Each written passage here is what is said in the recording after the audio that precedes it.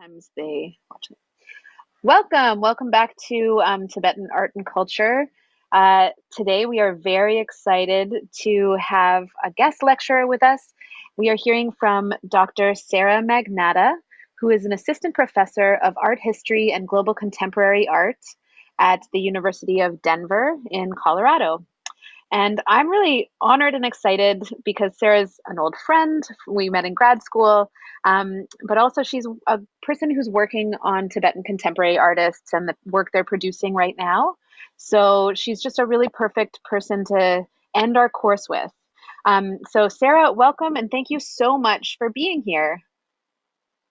Down here. Okay, well, thank you again all for coming. I will start the presentation over here. And again, thank you for your patience. And an enormous thank you to Sarah Richardson for inviting me to speak tonight.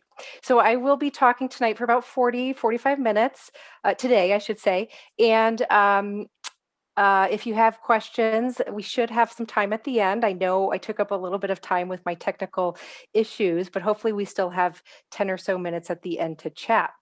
Now, the title of my presentation today references one of the most ubiquitous types of imagery we find in both contemporary art from Tibet and in the diaspora, and yet it is a bit misleading, since these Buddhas and mandalas and the religious-based imagery that we're going to see has actually very little to do with any sacred function. So these are generally not sacred images, but rather cultural markers.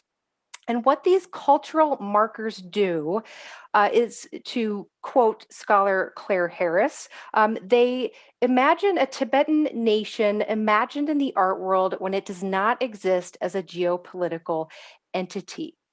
And what Harris means here by saying Tibet doesn't exist as a geopolitical entity is really twofold. So there is no quote unquote Tibet in terms of a sovereign nation at this point, since China has claimed territories on the Tibetan Plateau and named this particular region the Tibet Autonomous Region. And that region does not align with historical or cultural Tibet. So I have that sort of overlaid here, and you can see that those borders are not at all the same. So when we're talking today about this imagined entity between diasporic art, contemporary art, in Tibet itself, etc., we're really thinking about a space that does only exist in the art world in some cases, and we'll look at some of those artists grappling with those issues today. Some of the artists we will look at today are working in Lhasa and others working in diaspora, and certainly there are differences that we'll chat about. One more further step backward before we move into looking at some contemporary Tibetan art. Now, I don't know how many of you are art history majors or religious studies majors, but if you are art history majors, you've probably noticed that the major sources and textbooks that are out in survey courses and survey style textbooks for art history do not include any Tibetan art, let alone contemporary Tibetan art. So these are sources that claim to provide a little bit of information about worldwide happenings in the art world, and yet we see nothing from this massive plateau. And as you all know, since you're in this course and you've been looking at this artwork, you know that there's 1,000+ years of really rich, incredible work that should be discussed. And so then to add on top of that, this new body of contemporary works and contemporary art that is grappling with all of those images is something that I'm really looking forward to working on more in the future. So before moving, again, one more thing, before moving into contemporary works, you've all likely been looking at, and maybe you have papers you're working on contemporary, on traditional arts that you've noticed, I'm sure, are largely Buddhist in Tibet, especially given the title of your course. I think you're probably looking at things like the Jokong, like Gyatso Stupa, or maybe paintings. The class may be more geared towards paintings, but in any case, you're seeing images of the Buddhas and Bodhisattvas and these religious implements and things that function in a sacred way. And so there will be that shift there when we see the same types of images in contemporary art. Whoops, there we go. So just another painting, another example here of a Buddha who you probably recognize is in this very specific mudra, this calling the earth to witness. And these types of images would work in a very particular sacred way for the viewer. So when we see something like this, and shifting gears here to Gongkar Gyatso's dissected Buddha, we might visually make those connections and say, okay, we've got a Buddha figure here. He's in that same gesture, making that same mudra, that hand position. But there is not a sacred function intended here. And it gets a little bit tricky when we start talking about those issues because for Orthodox Buddhist practitioners, or many, I should say, many Orthodox Buddhist practitioners, seeing a Buddha manipulated in such a way in some of these contemporary works would be very problematic. And so right off the bat here, you probably notice that Gongkar Gyatso has split this Buddha in half, right? Really a big no-no for the Orthodox practitioners and the Orthodox religious community. But Gongkar Gyatso has been doing this for quite some time now. And so this is more recent. This is a 2013 work of art that's in the collection of the Metropolitan Museum of Art. That Metropolitan Museum of Art collection contains two contemporary Tibetan artists at this point that were both collected in 2014. So very recent in terms of collecting some contemporary works.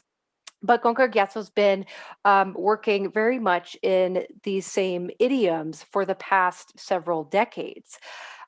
He is very well known as, again, the first Tibetan artist to be collected by the Met, but also the first Tibetan artist to show at the Venice Biennale in 2009. So for those of you who aren't sure of what that is, the Venice Biennale is a worldwide international art fair, one of the first international art fairs. And so to have work included and to be included in that scene is really a big deal. So that was in 2009.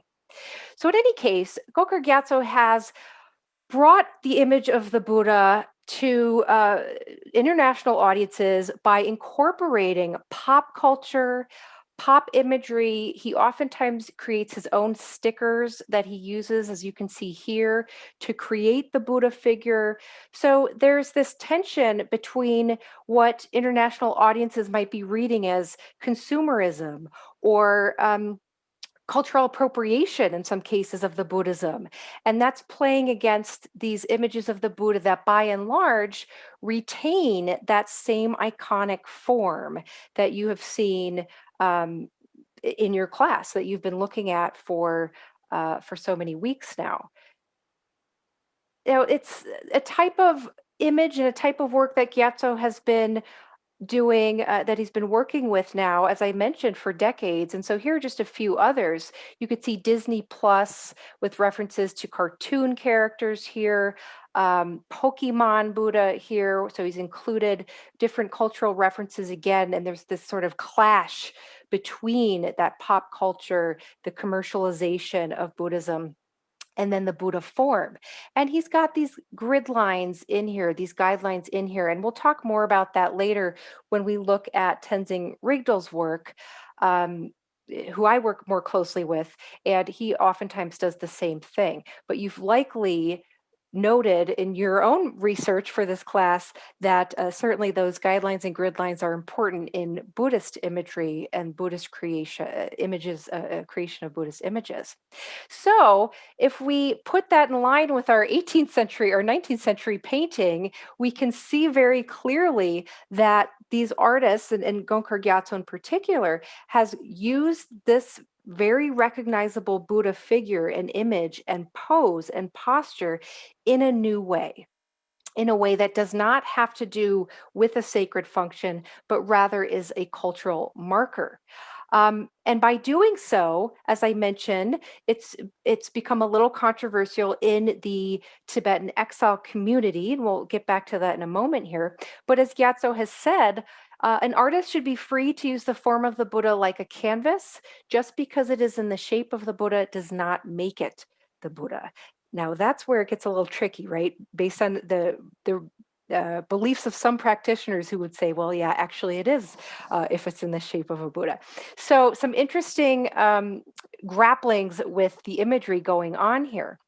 But one of the most powerful series I think that Gyatso did was in 2003 when he moved away from that Buddha image, at least temporarily. He did return to it.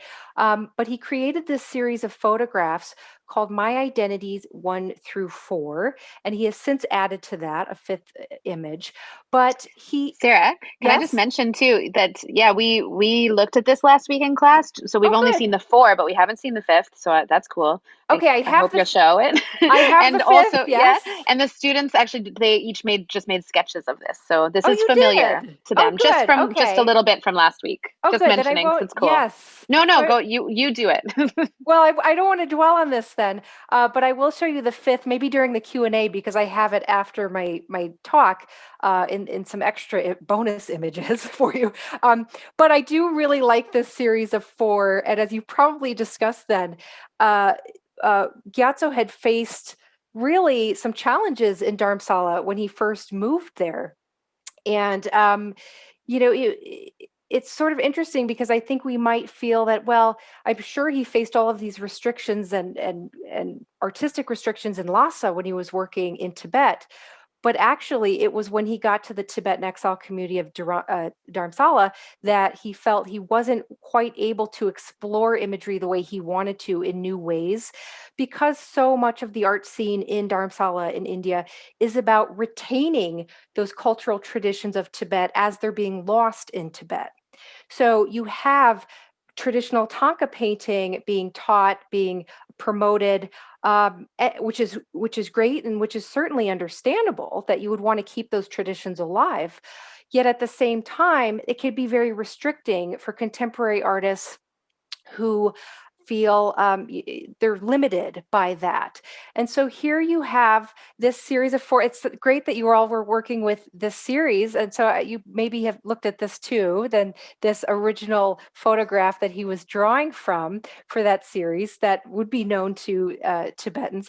But he's got that very stereotypical wearing the Tibetan garb, and he's got the Thangka set up on the floor the way a traditional painter would work.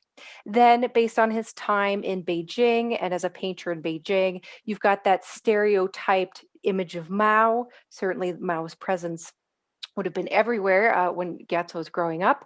And then he's got the PLA army uniform on.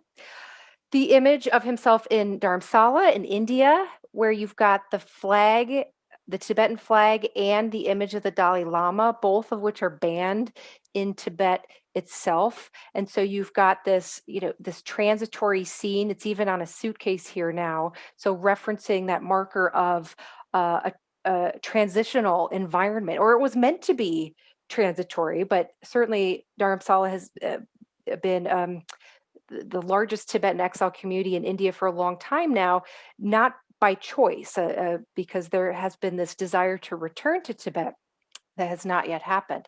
And then finally, this white cube aesthetic of the international art scene, right? So this white cube aesthetic that is so stereotypical of that, of what he was doing in New York, what he's doing in London. And so he's got this series that, as again, I'll point out, you may have read what Claire Harris wrote about the series, that he seems to be saying, which of these versions of myself fit your stereotype best? Right. So it can be very pigeonholing to be determined to be a Tibetan artist in one of these spaces and be expected to do certain types of work. And so I really have been drawn to the series. And again, I'll show you that fifth one after the presentation today. But he did return to the Buddha figure, especially for that Met image. And as he said, the Buddha image had become too heavy, but I still needed to explore what I could do with it. As I found myself in this new project, I realized that my muse, the Buddha, was a way of addressing my identity. So you've got, again, these links between what were formerly sacred images, sacred markers, and what has become cultural markers and identity markers. So Gyatso also did the exhibition cover, or a work of his, I should say, was used for the exhibition cover of Waves on the Turquoise Lake, Contemporary Expressions of Tibetan Art. Now, this was the first major museum exhibition in the US for Tibetan artists working both in Tibet and in exile. So again, it was one of these exhibitions that brought together artists working in very similar ways. So again, many of these artists using Buddha imagery, using sacred imagery in new ways. But there were some works of art that I found particularly interesting from the artists working in Lhasa, in Tibet, because they do have more restrictions in terms of the political works that they could do. They certainly can't be outwardly as political as artists, as we'll see, like Rigdl. But I think there are some coded messages here. And I think the title, especially for this work, Lost Horizon, speaks to those messages. Because upon first glance, we've got this very idyllic landscape or village-scape, I should say, of Tibet, perhaps. It seems to be done in sort of a folk art style. It seems very, again, idyllic was probably the word here. You've got your clouds along the hills, this large expanse, this horizontal expanse with the tops of the Tibetan style buildings. However, as soon as we note that title, and by the way, Daedron, she is an artist working still in Lhasa in Tibet. As soon as we note that title, Lost Horizon, something shifts with our reading of this work, or I think something shifts here. So, Lost Horizon is the title of a 1933 James Hilton novel. And that novel is the first time we see the use of the term Shangri-La. And so, just to give you a little bit of background on that novel, spoiler alert, if you want to read the 1933 novel, Lost Horizon, this is a story of an ill fated flight in the Himalayas where a group of Westerners crash into the mountains and end up sort of traveling up to this monastery located, again, sort of very high up, seemingly removed from most of society, and they find that the monks there don't seem to be aging. They seem to have this spiritual quality that is very desirable. Everything seems very utopian. Yet, again, by the time you get to the end of the novel, you realize that's not at all the case, and there are a lot of underlying issues there. So, when we have a painting like this titled Lost Horizon, I think there is something to be read into that false utopia, that Shangri-La-ization, right, of Tibet, that even China has capitalized on by renaming one of the towns in Tibet Shangri-La and showing this. Sort of utopian vision in travel websites and trying to promote this idea of this spiritual space.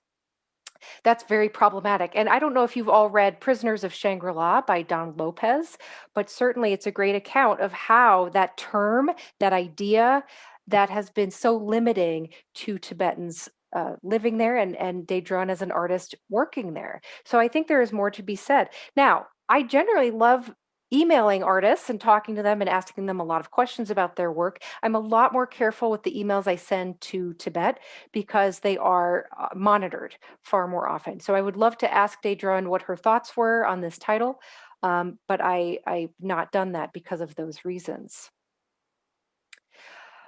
Another scape here, a cityscape or village-scape, is Gade's New Tibet. Gade's also working in Lhasa in Tibet. And again, I think initially there's this sense of maybe a utopian scene in that you have all of these components that would not normally be together, like the Sydney Opera House, the World Trade Center towers. This is 2006, so they would not be up there anyway.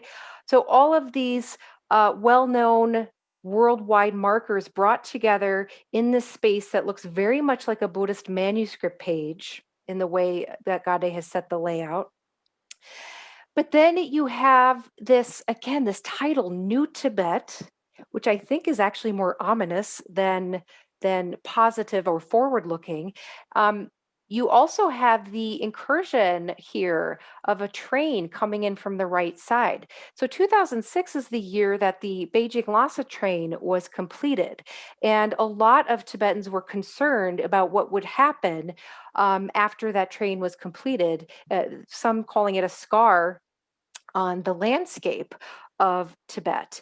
And so to include that here, I think and they were right to be concerned. Shortly after this, you had the restrictions of the Tibetan language for the elementary school children, etc. I think I had a chat here. Let me. Well, so long. So, Michelle, this I think is mirroring those Buddhist manuscript pages that were very traditional from Pala period India and came up from 8th to 12th century up to Tibet, that were longer, were horizontal, and you would flip them up. So rather than reading a book sort of this way, you would be flipping up the pages horizontally. Sorry, I'm checking the chat here. Yes. Okay. Thanks, Sarah. In any case, so you have again a reference to this utopian ideal of Tibet, but there is something ominous in both of these. Now, the anonymous exhibition that was started 2013, but then traveled around quite a bit in the United States, was similar to the Waves exhibition in that it brought together contemporary art from Tibet and exile. However, it had this title anonymous for a couple of different reasons. First, we have the reference to so much of traditional Tibetan art that is anonymous. It doesn't mean that we didn't know who painted these things. Of course, we do know these artists, we do know their names, but they oftentimes didn't sign their work. So it's a problematic term because the artists really were not anonymous, but they didn't sign their work. But also the request for some of these artists working in Lhasa to send some of their work anonymously so that they could do more politically charged works. I think I have another chat here. Yes. Oh, yes, the inscription of the child. Great. So we have, again, artists who are creating this Tibet in the art world in the space that we don't see, as Claire Harris mentioned, in the geopolitical realm. So one of those anonymous works that was sent by an artist in Lhasa is a video installation that was 26 minutes long, and it was of an artist walking through the Barkor in Lhasa. Now, the Barkor surrounds the Jokong, which you may have studied in this class as being that central heart of Tibet. It is the heart of Tibet for religious reasons, but certainly the Barkor is also the heart of Tibet for political reasons. And we can think about all of the protests that have occurred in this space, not the least of which corresponded with the 1989 Tiananmen protests. We also had protests there, and more recently after the Beijing Olympics of 2008. So it's a very charged space, and taking video in this way would be highly dangerous. And so that is why these artists turned in these works as anonymous, so that it wouldn't be linked back to these artists taking these images. And you can just see these are screenshots basically from the film, but you can see the artist walking through that space, that very politically charged space. Another video turned in the exhibition turned in by an artist in Tibet is landscape movements. So this one is less politically charged, I think, but still referencing a lot of the religious nature of works that we've been talking about, or I should say it's a religious reference, but not religious itself, so not functioning as a sacred work. And so you have a scene of someone brushing up what looks like a landscape. It looks very much like a mountain scene created out of dirt. And then this artist brushing it together, sort of like you would brush a sand mandala up. And you can see underneath that you've got this topography or this reference to the landscape of Tibet. So again, what are we saying here with this idea that it's being swept up? It's being changed, all of this happening in real time to this day. So to get to the artist that I work more often with, Tenzing Rigdl, interestingly enough, Tenzing Rigdl has never actually been to Tibet, like a lot of artists working in exile. And so he was born in Nepal, lived for a while in India, in the United States. He's in New York City currently. And so there's this really interesting way that Rigdal utilizes these, again, these utopian visions of this Shangri-La, this Tibet idea that really are very utopian for him as someone who's never been there, as someone who's had that taken from him. And yet he plays with that type of scene in works like this, Arrested Landscape. So here you can again see that reference to a Buddhist manuscript page, and he's got the mountains, again, this beautiful landscape that we're linking, at least in this exhibition. I think you'd link it to Tibet. And then he's got all of these guidelines and grid lines arresting the landscape, stopping the landscape, or interjecting in such a way that it's visually a little jarring. And so, you know, from your studies of traditional Tibetan painting and Thangka painting, that the artists would always start with these guidelines and grid lines so that they had a form to follow, so that the Buddha was always going to be a certain way, right? And so that's again why the Orthodox practitioners like to keep the Buddha a certain way. But here, Rigdal has used those guidelines and grid lines in a way that you look at them, you pay attention to them, they are highlighted, they're not covered up with paint. And so it does have that jarring effect. Now, he also worked as a young child in Nepal for the carpet designers. There are many Tibetan carpet designers, including his mother, and he did design work for them and for the carpets, and that also used the guidelines and grid lines in a similar fashion. So he's pulling all of these things together in these landscape images that, again, serve so much like cultural markers. This one he titled Landscape, though it looks quite different than the mountains. In fact, we have the only real reference that this is a landscape is that we seem to have a horizon line running through these three panels and then these clouds at the top. And we have the triptych here, the three grounds of Tibet referenced. So if you think back to that cultural map I showed you of Tibet, of Utsang, Amdo, and Kham, having those different borders than the Tibet Autonomous Region. He's referenced those three spaces here with the parinirvana, the Buddha essentially on his deathbed, reclining across those three spaces.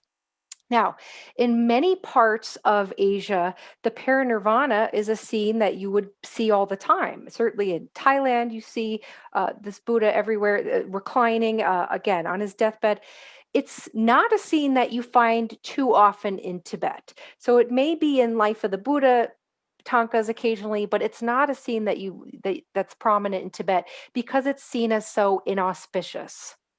And so you've got these layers here of iconographic meaning of the inauspicious reclining Buddha. The Ushnisha here has fallen off the head. There's no face on the Buddha. Again, think about how Orthodox practitioners would read that. So it's really problematic for those visitors, those viewers, to see the work. And then he's got these diagonal lines that seem to be coming down in this harsh manner. It's just, again, I keep using this word ominous because there is this ominous sense that there is more change happening and it's not for the better for the Tibetan community. And that's expressed by the exile community. A more literal landscape that Rigdal created was Our Land, Our People. This was a site-specific installation that he did in Dharamsala, India in 2011, so about 10 years ago at this point.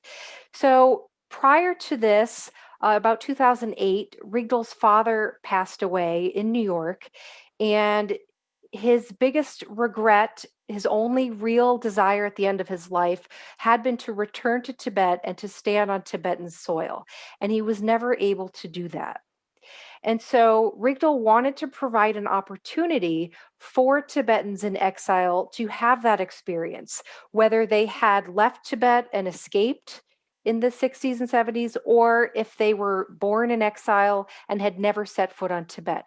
So he arranged for all of this soil to be taken out of Tibet, across the Nepal border, across the India border, into Dharamsala, and to be arranged on this platform for a 3-day period in which all of the community members could walk on and touch and take home with them some of this land, some of this literal landscape, sometimes ingesting the soil.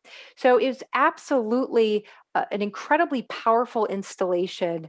This is not an installation that would have worked in those white cube gallery spaces of London, right? I mean, this is an installation that is site specific because it is audience specific and it is geared towards this Tibetan exiled audience.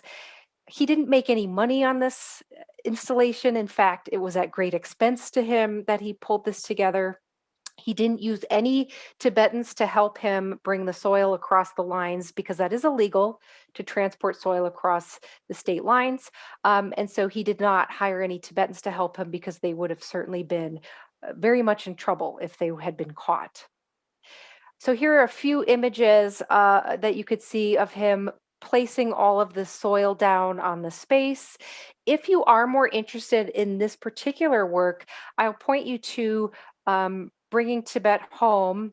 This is a long time ago. I just realized this is misleading because it looks like it's screenings in Toronto. No, this was many, many years ago. So I'm sorry that this is not showing any time. Oh, 2014.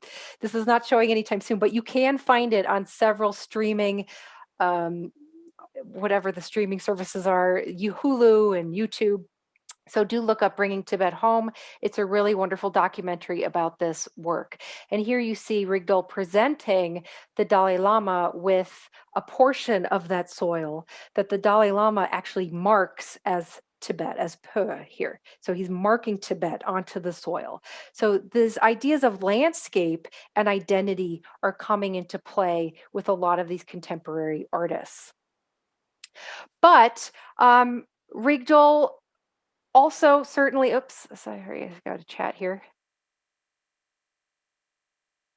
Yes, there would be, well, he can't return to Tibet. He's never been, and it's likely he won't be able to go, Michelle, but certainly there would be consequences if he did attempt to go. So I don't think he's trying to go anytime soon.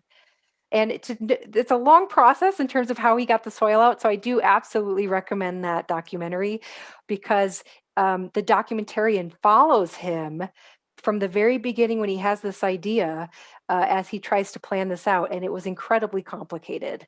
And at one point, you see the soil coming over a zip line over the river because the trucks were being stopped. And it's a really great documentary. So I do recommend that. So I'm going to keep going, but Sarah, I realize since we started so late, is that okay if I keep going? Yes, please keep going. Okay, no worries. Okay. So this is great. Thank you. Okay, good. So Rigdal does refer to a lot of sacred images and religious images, and he's not a Buddhist practitioner.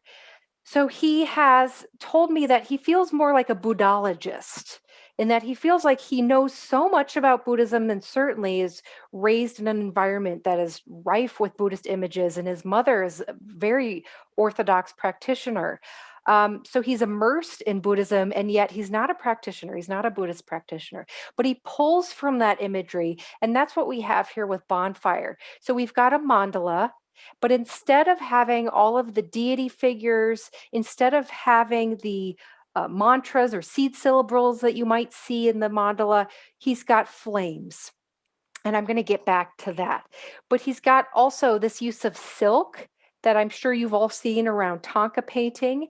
And then in the background, he's got manuscript pages with a Tibetan, the Uchen script. It's a universally readable Tibetan script. So Tibetan language changes across the plateau and the dialect changes, but the script is fairly, excuse me, universal. And that's in the background here, just to give you a close up, by the way. So this is a collaged work of art. And I asked him, if you see this in person, it's so beautiful. And that silk is flush with the manuscript pages. It's really quite remarkable. And I asked him how he, or what adhesive he used to get this edge so perfect. And he told me he used Elmer's glue, which I don't know if I believe that or not, because I was thinking my kids use Elmer's glue. I don't think it looks like this, but maybe he mixed it with something else to get that really wonderful edge of the silk against those manuscript pages. But I'm going to come back to the central images here in a moment. This is a sand mandala I wanted to bring up from the Denver Art Museum, so very close to where I am. And you may have been looking at sand mandalas in this course. You may not, but if you haven't, these sand mandalas are typically swept up after they are created. They are not meant to be permanent. And yet the sand mandala in the Denver Art Museum has been glued down. So that's actually for another discussion. But it is interesting to think about how these are, some of the monks are transitioning into this notion that, well, these must be preserved because so much of Tibetan culture has been destroyed. And so even though a sand mandala would not usually be preserved in such a way, it is, and it's available to viewers at the Denver Art Museum. Again, not religious viewers, it's not serving a sacred function, more of an educational function in that case. And so Rigdal has pulled on those ideas of the mandala. He's likewise done that with Mandala Deconstructed. And if you have a chance today, I recommend just Googling Mandala Deconstructed on YouTube, because this video is available on YouTube. And it is 8 minutes, 58 seconds of this sand mandala on the ground of the Rubin Museum. And Rigdal has dancers come through and destroy the imagery. But he's sort of flipped this idea on its head, because instead of having Buddhas and deities and mantras and these positive things that you're trying to emulate, he has the very negative gun and the World Trade Center towers here, the Olympic rings. He's got these negative aspects that he wants destroyed through that trampling of the mandala. So you could see here what that ends up looking like as the dancers go over this and dance over this in the 8-minute video. He then sweeps up all of the remaining sand, and he, instead of putting it in a river as you would for maybe a sacred mandala ritual, he throws it in the museum garbage. So, as you might imagine, folks, including his own mother, who's an Orthodox practitioner, were quite upset about this. And he told me that she called him right away and said, I hope what I'm hearing is not true, that you had people trampling on a mandala. And in fact, just a side note, I'm going to talk a little bit more about the exhibition we did with Rigdal here in Denver. When we moved this exhibition to the Tibet House, which is in New York City, this was the only work that we didn't show. Because as we were talking about all of the different works there, that's a space used for religious services and Buddhist practice. And this was offensive to a lot of the Tibetan practitioners there. So we decided to pull this one particular video and not show this one at the Tibet House. Now, interestingly enough, we did show another video of Rigdal's called Scripture Noodle, where he cuts up Buddhist manuscript pages and eats them. That one was deemed okay, which is sort of interesting, but this one we didn't show.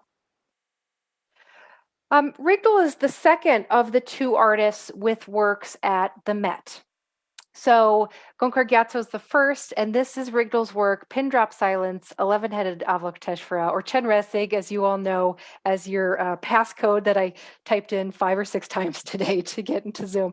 So that's who's being referenced in this work at the Met. And again, you can see, yes, he's got this reference to a Buddhist deity figure, but there's no face or on any of the faces here. We've got flames coming up the body. Again, I'll talk about that more in a moment. You've got the manuscript pages that are all intersected by these guidelines and grid lines that are really halting this image.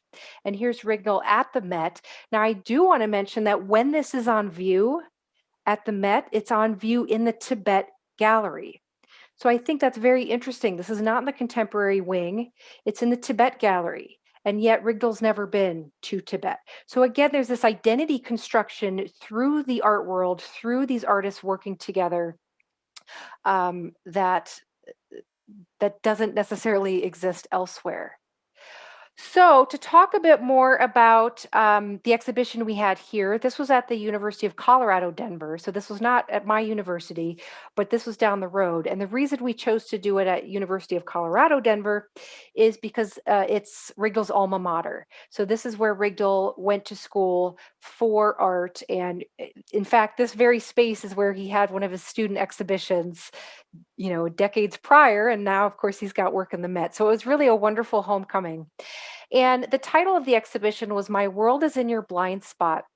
Not only a title of the exhibition, but of these 5 panels that you see here, that's one work of art that is sometimes shown together, all of them side by side, and it's 30 feet across when it's all shown together, of these Buddha figures, once again, reaching their hand down in that calling the earth to witness enlightenment, that same mudra that we saw Gongkar Gyatso playing with here. And there's this juxtaposition, there's this tension here between what internationally is recognized as this peaceful Buddha figure, the meditational posture, the silhouette that, again, practitioners and non-practitioners alike, I think, would have this maybe this meditational view of the Buddha figure, and then the flames going up the body. Those flames are referencing the self-immolations of Tibetans since the Chinese Olympics in 2008. For the 10 years after, and even in the past few years, we've had over 160 at this point. This map's a little bit old now. Immolations in Tibet. So, what a self-immolation is, it's a manner of protesting in which someone would set themselves on fire. And in doing so, they do not harm others, but obviously, in most cases, that means it is the result is death. So it's incredibly tragic and traumatizing. 10 years for the Tibetan community, obviously in Tibet itself, but also in the exile community who's trying to grapple with these images coming out of Tibet. But they were often coming out of Tibet in Indian newspapers and in other sources other than Tibet or than the international community. And that's why the title is My World is in Your Blind Spot, because there is this blind spot in the international community as to these things happening and these human rights abuses that are leading people to take such drastic actions. So he's got all of these flames in so many of his works referencing that immolation. Again, I want to point out that in the background, he's got the Tibetan script that is that universally read script. Now, all of you have probably been looking at enough paintings to know that so many of traditional Tibetan paintings have a Chinese influenced landscape behind the central figure.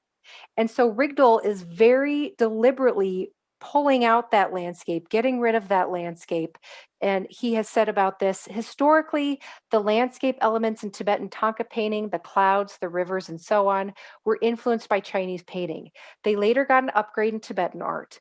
I've often said, sometimes jokingly and sometimes seriously, that in adopting Chinese style landscapes in their paintings, Tibetan artists of the past were foretelling the colonization of Tibet's land, sky, rivers, and mountains by the Chinese. In 1959, when Tibet lost its country, the prophecy was fulfilled. So it's a very specific political choice. Now, he wouldn't use that term political, but I would, in removing that landscape and highlighting that aspect of the work.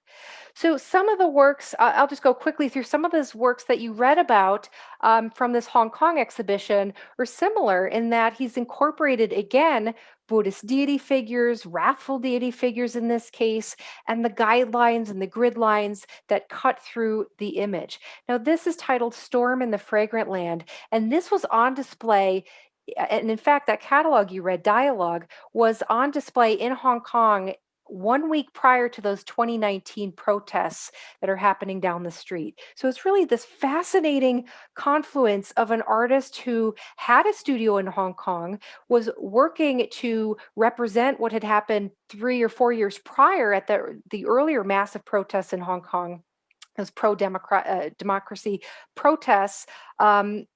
So he's referencing all of that, and then a week later you have all of that happening again. So he's not been back, and it'll be interesting to see what happens at this point because Hong Kong has faced such a massive crackdown in the last year.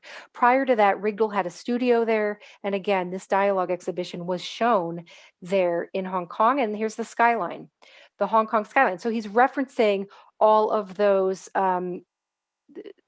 protests. He's got figures with their heads wrapped, sometimes their mouths are covered, they're blindfolded. So a lot of reference to people being muted or being blind to what's going on, and sometimes both.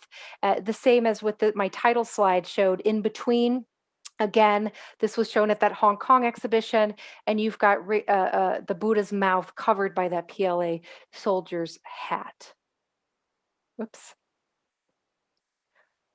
Um, just a few more images I have for you. So another artist I did want to mention, because Karma Phuntsok is really the father of contemporary Tibetan art, really so influential and instrumental in starting to change Buddhist imagery or manipulate the imagery or move in other directions away from those more sacred formats. And yet he is a practitioner. He is a Buddhist practitioner, very devout practitioner. And so it's interesting to see some of his works. And here you see Mao in Tibet, thermos bearer Mao in Tibet. And you may recognize that posture from, this is Vajrayogini, but from these Dakini figures that are oftentimes shown in this dancing pose. And here he's replaced that very powerful sacred figure with Mao. So you can imagine how this might be controversial in Orthodox communities, not to mention if he were back in Tibet, which he is not. So he left Tibet as a young child. He lives and works in Australia. But in any case, he has pulled that imagery. And he has said about this, my painting helps me process my anger. I think over what the Dalai Lama said to have compassion. Mao helps me process my anger, to imagine having compassion even for Mao. How do you love someone who has brought destruction to your world? And so there's this really interesting connection now between someone who is a practitioner and the work as he is grappling with his own religious identity and his own feelings of what has happened in Tibet. And here's one, as you can imagine, incredibly problematic for the religious community because he's taken a painting of the Buddha figure, he's whited out the Buddha figure, and then he's placed Mao on top of that figure. He's holding the attribute of a cigarette, and he's holding this attribute of the red book. So he's in this central position of power and respect. And this was shown in Dharamsala, and I had heard some Tibetans actually wanted to or did spit on it or near the image because this was so devastating for them to see. But as Karma said here, the painting focuses attention on a Buddhist principle, that of universal Buddha nature, something we all, even Mao Zedong, have in equal measure, but have clouded and tarnished to varying degrees. So this notion that everyone has this aspect inside of them, good and not so great. And he's showcasing that through Mao, which must be incredibly difficult to do. And again, which is why these works are so powerful. He also has reference to those self-immolators, the monks self-immolating in the corners of this image. And this one was written about more by Lee Miller, and you can find more about that and other images of self-immolation online. And so finally today, I wanted to show Meilong. This is one of the works by Rigdl that was in our exhibition, both here in Colorado and in New York at the Tibet House. And so once again, he's pulled a Buddhist image.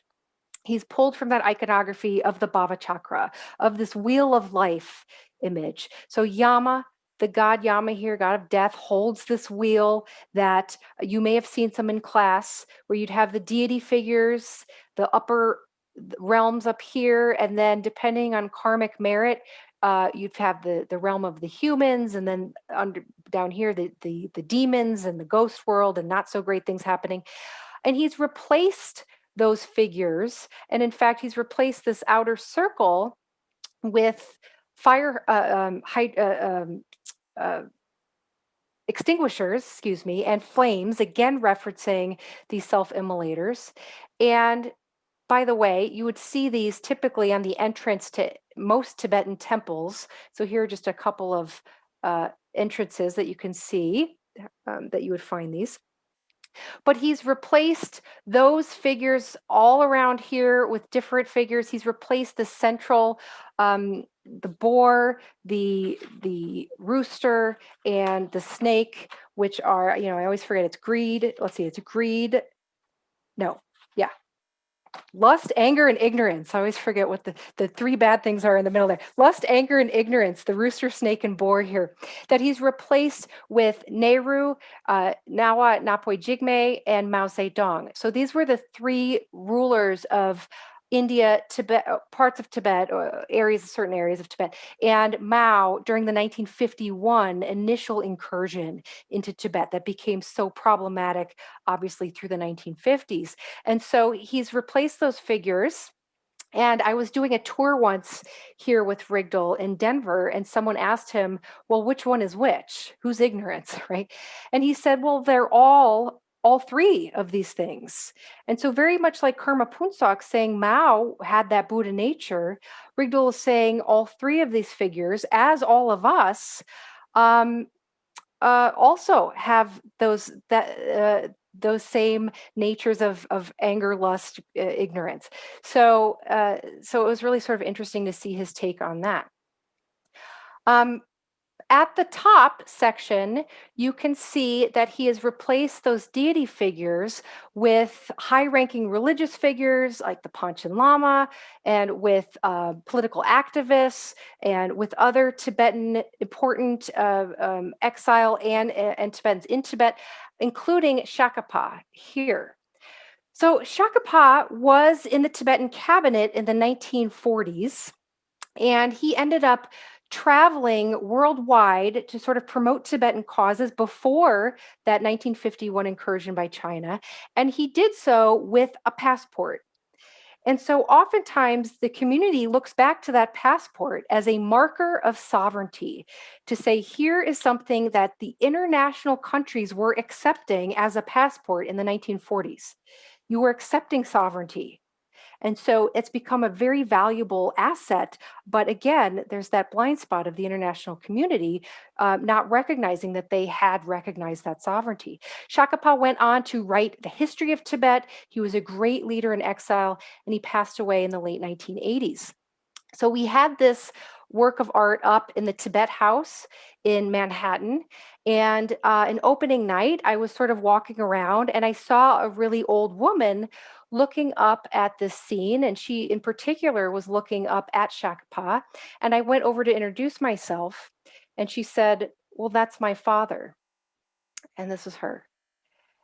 And so there was this really intense moment at the exhibition where you sort of realized that these works were bringing together people and were reflections of what has happened in the Tibetan community and the exile community.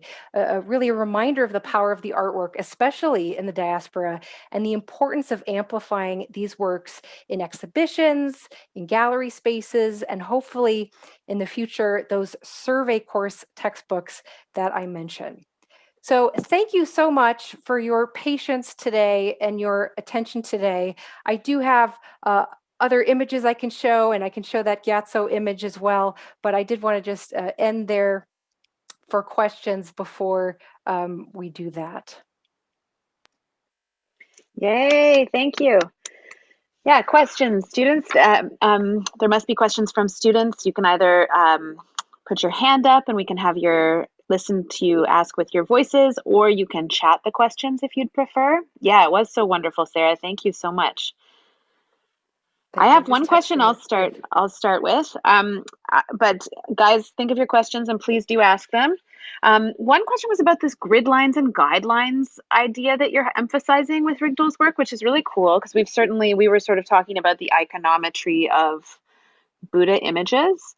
But my question was, so usually landscape elements I don't think were underlined by the same like iconometric requirements, right? So is he also, do you think there's like a conspicuous choice he's making and kind of underlaying that idea with the landscape elements when they're Yeah, usually like for religious, like for the Buddha body, but not necessarily for the depiction of a mountain?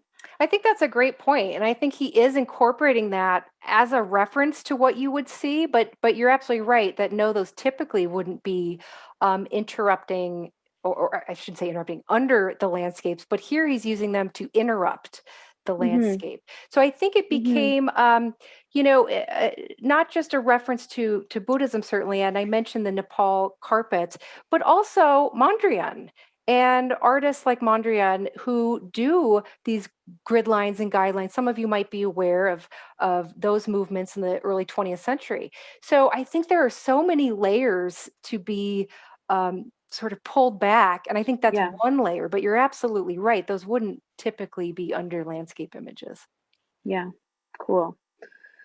All right, students, any questions for Sarah while we're thinking through this? I mean, you showed us so many wonderful images that we hadn't seen before, so that was really great. I think Samuel has his hand up. Yeah, it was a question regarding the Dedrin's Lost Horizon, specifically the title being a reference to the book. Um, whose whose idea of Shangri-La do you think both maybe the book or Dedrin is referring to? Like whose idea is that? Well, I think probably Hilton got this Shangri-La idea from Shambhala, which would be the Buddhist sort of utopian space. So I think Mm, there's a lot of back and forth appropriation here, in that I think Hilton probably takes some of that from Buddhist ideas, tweaks it, right? It becomes Shangri-La, but then because of that title Lost Horizon, there's that added layer of things were not so great, things were not utopian. And so for Daedron to pull on that or to take from that, I think is really quite interesting. I think it changes the whole way we receive the work. Yeah, it's a good question. Do you mind, Sarah, going back to that image too, the Yes, of Daedron course. Lost Horizon? Because I also wrote down a question of like kind of reading that image, that painting, because it's kind of complex, and I don't totally understand what I'm seeing when I look at it. What am I seeing? Yeah, what So are these? These are buildings? I think these are buildings. They are meant to be Tibetan style architecture, but they're done in more of a maybe a folk style, you could describe it. Um, and this is a very typical type of scene from her. So she does work with these, I almost want to say cartoon like. I don't mean that in any sort of negative way, but if you could see, I'm sorry, I don't have any close ups, but if you could see these smaller figures or the fish here, these smaller animals, they have sort of that two-dimensional quality that she's playing with. And then, of course, she flips up the rooftops on its side. So it's very Mhm. flattened, adding in these very traditional cloud styles that, again, she's sort of flattened even more. And then with the hillscape. Now, the Yeah, exhibition catalog was really interesting in that it described it as this village scape, and the terminology just felt like it was very benign, if not only benign, but actually really positive in its expressions. And I just wonder then why she would choose such a title if that was truly her intent. right. Yeah, right. Are there humans in it? Are there people in it? Or is it This just one, animals? I think there's a couple little people, and let me move this out of the way so I Oh, can maybe see. that's someone over on the far side riding a horse, I guess. I can Yeah. see one Yeah, person, and but so it's pretty yeah. typical of her style too. Uh-huh. And so yes, I'm trying to think of the other. I might have another image. I did bring, as I mentioned, I have some bonus images here. Let me just stop sharing so I can pull some of those up. Do you think I hate the word, but do you think the fetishization of Tibet being Shangri-La, is that helpful to the Tibetan diaspora or not? I don't think it is, but I think that sometimes what I've seen in the past is that uh, there have been some folks who think that that could be used to their advantage to show what was lost, Mm-hmm. as though to imply, hey, things were so utopian before the Chinese got here, which was not the case, right? But so in some cases, it's been used on that side, and then as I mentioned, the Chinese government has renamed one town Shangri-La that's been used on that side. So it just feels to me that it's a construct that multiple players have used to their advantage when it is useful. Advantageous, yeah. Yeah, exactly. But I just don't think, I mean, I think ultimately it's really not. Let's see. Yeah. Let me. Yeah, my feelings there too, Sam. I mean, it's such a good question, is like whether stereotypes are hurtful or helpful. But at the end of the day, they're usually hurtful, and yet stereotypes are also, I mean, maybe many people, only know stereotypes about places. So of course they're reductive, right? And problematic because of that reduction. Okay, interesting. So this is the fifth one, Sarah, that you're showing us that Right. So Gongkar this is the Gyatso's fifth made now. one. And this one there's a lot to unpack here still, and I'm still working on my thoughts on this one When because did he do this? yeah, this was This before Aung right. San Suu Kyi had her issue. She had just been released from house arrest. There was a lot of enthusiasm and excitement about Aung San Suu Kyi for as a leader of Myanmar and what she could do. And then, as some of you probably know, she really did not address the genocide happening. And in The fact, in some Rohingya. cases, yeah. And so, yeah, so this is an odd one because she really had served as this cultural touchstone again for someone being resistant, resilient, through Yeah. house arrest. And now I mean, this is read very differently because certainly my Yeah. opinion of her has drastically changed. And I'm sure the Tibetan community Yeah. as well. And then I But also, haven't had a it's an chance. interesting. Mhm. So, yeah, I'm just wondering so there's a painting of Green Tara on the back wall. There's like, is Right. that a rapper or like is that a print of like a Yeah, I think musician? so. I think so. There's several Down, things. and Yeah. then there's like some Chinese propaganda print of current government or whoever as fairly current government guys, Right. right? Right. Some of our Chinese students could help me with identifying what that is immediately. But I think that's a fairly recent, like that's not Mao, that's Xi Right. Jinping. Right. Right. And then what's in the center there? Some like plaque, and then some other. And then it's also Yeah. cool and weird and strange what he's wearing. I mean, because we considering we just looked at the other series, and we were talking about it as like the reflection between like the self identity and how we represent ourselves and what we wear and what we produce, because like I think this series is so cool because he's making this very clear kind of statement argument that like an artist's art is always contingent on their condition and circumstance and whatever, right? But what is he wearing? He's wearing a weird bow tie and a weird Well, he's got like this is sort of like what, like the leopard skin, yeah, like yeah, a like what a deity. nungpa, Yeah, well, or like a exactly. tantric practitioner, yeah. Right. I think there's a lot to go into with this one, which With a maybe nerdy we'll bow play tie. What's out. going on? Yeah, I do like, as you said, that this is an ongoing artwork. Um, it's not frozen in time, and it's something that continues to reflect not just how he feels working in and he's back working in China. He's in Chengdu now Okay. working, but also So this is how probably him in Chengdu, right? this was before he moved back, I believe. Oh, okay. So I think Okay. he was still in New York at this time. Um, so yeah, I think There's a pot leaf over here. Yeah, it's just really, yes, it's really fascinating. I just love when artists continue to add to their work because um, then you rethink the earlier work, right? It changes the earlier work too, and you start to see new things and new developments, and it's certainly a living entity. Yeah. And it's 17th Karmapa back there, the portrait. Okay. It's not Dalai Lama. That's Yeah. definitely Yeah. 17th Oh, right here. Karmapa. Yeah. Yeah. Yeah, back there. Anyway, sorry, Michelle has her hand up. Michelle. Yeah, hi. I was just wondering about the karma you wish Yes. Let me pull that up. photo. I didn't understand. Like, I understand that the point of it was to be like, oh, I'll put Mao on this glorified portrait of the Buddha so that it represents like everybody has flaws. Like that's the extent of it. But I was wondering why, because Mao is such Well, oh, it's sorry. Go ahead. it's like of course it would be controversial. Why didn't he put Mao, for example, in a more wrathful deity than one of the calm and tranquil like portraits of the Buddha? I think that's a really good question. And I think that was really the point, is to put him, juxtapose him with something that was seen or is seen as such a peaceful, the Buddha, whether you're a practitioner or not, generally is seen as this very peaceful figure.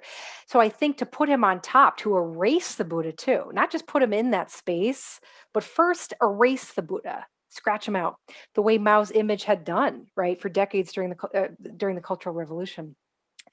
But I don't think he's saying that everyone has faults like Mao has. I think he's saying that Mao has Buddha nature, just like everyone has. So Mao has this Buddha nature that's possible. And maybe we saw glimpses of it through the years. I mean, he wasn't, there were glimpses there, right? I'll just say that of something positive that could have happened. And to recognize that, to see, I mean, this is a really powerful work. And I think it was so upsetting because of that to Tibetans, seeing this as a replacement, seeing this as putting him in that high position of honor. And for karma as a practitioner to recognize the Buddha nature, I think is, I mean, ironically, he gets it right more than the Orthodox practitioners who are mad about it, because he's getting this idea. And same with Rigdl, who manipulates the image of the Buddha so often. And, he's got practitioners mad at him, and he always says, "Why are you so attached to your Buddha image? Aren't you not supposed to be so attached to them?" Right? So it's like this idea that there's this attachment to exactly how the image needs to be that is not necessarily very Buddhist, perhaps. But in any case, so I think you're right that that actually is a very dramatic juxtaposition, and that's why he did it. What do you mean by Buddha nature? So there's this possibility for, if you're a practitioner, you would believe there's a possibility for every human to be enlightened, to have awakening, because we all would have Buddha nature according to practitioners. So it's all in here. I just have to work at it. I just have to access that. And if I can access that Buddha nature, great, then we're all Buddhas, right? We've all reached that point. Not many people can, according to the practitioners. But even Mao would have that Buddha nature. He'd have that possibility. And didn't really reach that possibility. But so I think that's what he's probably saying here.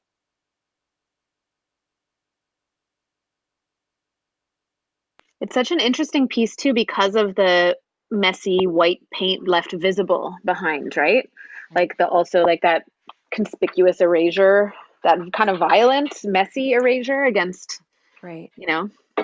Um, And he would have been yeah. there. So he would have been in Tibet as a young child, and he would have witnessed that literal erasure of imagery that was, you had to have Mao's image in so many spaces. Yeah. Yeah. Very cool. All right, students, any other questions for Sarah about these contemporary artists and the contemporary art we looked at today?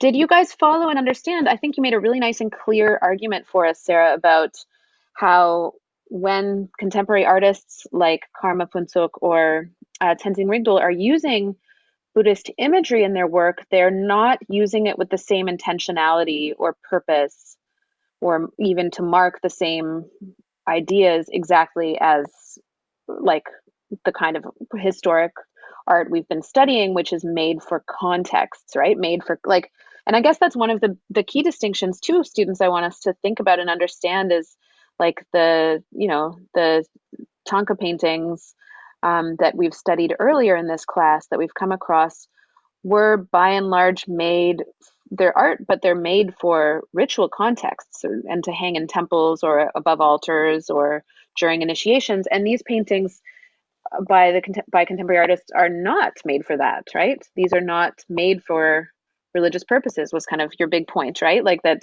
these are made to mark a kind of cultural ground in the absence of like a geopolitical sovereignty for Tibet right now. Right, right. Cool. What do you think this, like having the context of the Tibetan diaspora and sort of the erasure of their sovereignty, what do you think it says about the more current, the also current issues of the Uyghur minority in China? Yeah, no, I think that's a really great question. And I don't know enough about the Uyghur situation, but I know it's been talked about at length in the Tibetan diaspora community because obviously there are parallels there. Um,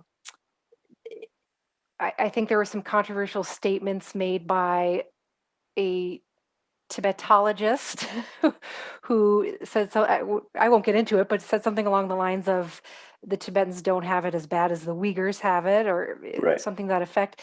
And so I think it's certainly front of mind, but I'm just afraid I don't know. Yeah, I don't know enough about it to sort of speak to that. Yeah. This might be an ignorant question to ask, but were there Tibetans that were murdered or yeah? Yeah, I think it was over 1 million.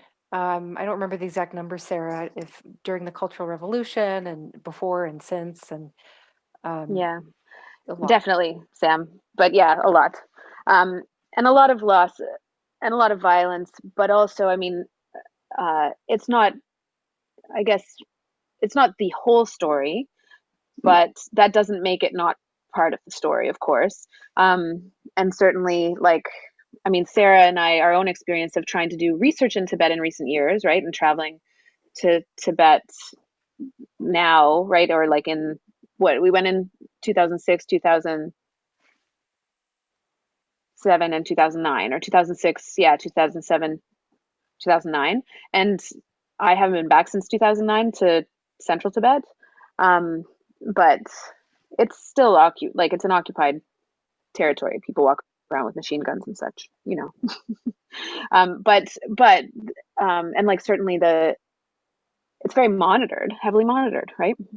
As is much of China, by the way, now, but probably right now, hey, we're being monitored. Hey guys. So Comforting, Sarah. Thank but you. thanks, yeah. Hey guys. But I mean, erasure, violence, cultural genocide, these are truths that are these are things that are ongoing. They're not all that's happening, right? Those things, the other thing that's complicated and difficult to reconcile is those things can also be happening alongside also progress and things, you know, of sorts, right? So it's difficult. I mean, our class has not been just about the contemporary situation, and nor can it be, right? Because but I mean, I do think that your point is, or your questions were well taken today around like fetishization is not the full story, and sometimes can be harmful, which we saw, you know, like kind of in my youth, right? The 90s was like 7 years in Tibet time, and the first kind of glorification in Western culture. Not the first, actually, no, because Sarah's talking about the James Hilton novel. But so we've been seeing that since the 30s, right? The idea of the lost, wonderful, perfect place. And certainly that's not a true version of what Tibet was either. Nowhere was, right? Of course, yes, there was violence and class and huge economic disparity, right? But yeah. Sorry. I got all muddled there. But certainly in the last 20 years, the situation has changed a lot. And the situation will continue to change a lot, right? In the next decade or two. And I think one of the things, Sarah's work really emphasizes too, is when we look at contemporary artists working in Tibet versus contemporary artists working outside Tibet who claim Tibetan self-identity, though, who self-identify as Tibetans. And that's, by the way, in this course, mainly, your talk today, Sarah, was Tenzing Rigdl, and last week we were looking at the work of Nima Droma and her identity series that she did at the Pitt Rivers Museum a few years ago. So we chose to look at, to kind of in this case study for this course, emphasize to Tibetan artists who self-identify as Tibetan but work outside of Tibet, and what they can say and what they do say with their art is very different than what Dedrun can and does say, right? Right. And I'm working right now on some of Rigdl's other self-immolation images that are far more dramatic, and you would never be able to do those types of things in Lhasa.